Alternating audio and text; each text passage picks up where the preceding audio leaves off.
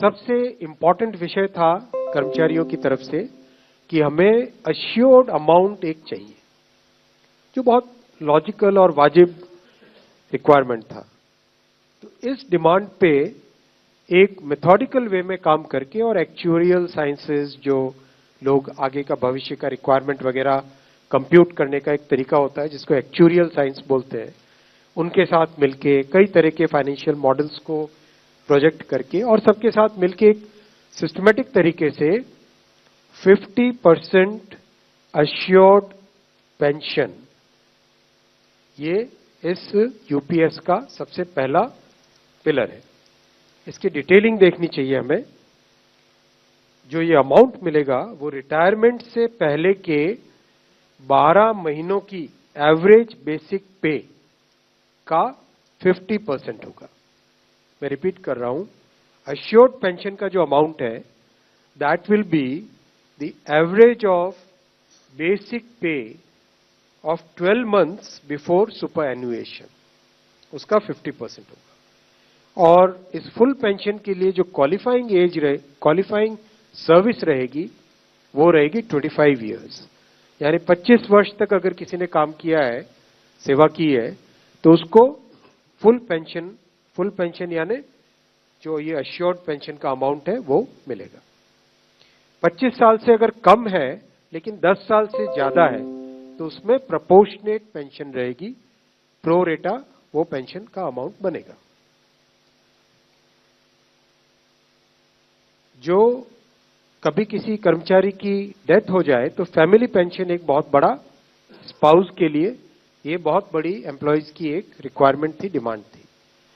तो second pillar इस UPS का है अश्योर्ड फैमिली पेंशन। किसी भी कर्मचारी के डिमाइज से पहले, इमीडिएटली पहले जो पेंशन थी, अमाउंट था, उसका 60% मिलेगा एम्प्लॉय के, डिसीज्ड एम्प्लॉय के स्पाउस को। ये सेकंड पिलर है। थर्ड पिलर है अश्योर्ड मिनिमम पेंशन। कई बार देखा कि सर्विस कम होती है और कंट्रीब्यूशन जितना हुआ है उससे एक सफिशिएंट अमाउंट नहीं मिल पाता था, और ये अपने आप में एक बड़ा विषय था केंद्र सरकार के कर्मचारियों का और एनपीएस में जुड़े सभी कर्मचारियों का।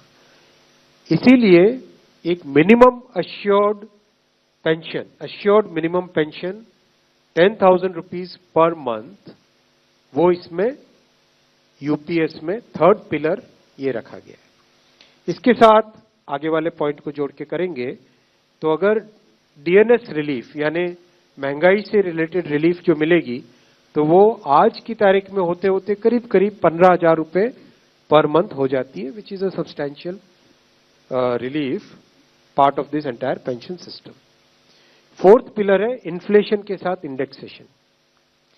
जैसे केंद्र सरकार के एम्प्लॉयज के लिए सैलरी में डीएनएस अलाउंस होता है, उसी पैटर्न पे जो इंडेक्स है, सेम इंडेक्स को यूज करके all India consumer price index for industrial workers, इसको यूज करके assured pension, assured family pension और अश्योर्ड मिनिमम पेंशन, इन तीनों के तीनों जो आपने पिछले पेज पे तीनों पिलर्स देखे, assured pension, assured family pension और अश्योर्ड मिनिमम पेंशन, इन तीनों के ऊपर इन्फ्लेशन इंडेक्सेशन डीएनएस रिलीफ के बेसिस पे मिलेगा। डीआर, डीए की जगह डीआर, डीएनएस रिलीफ।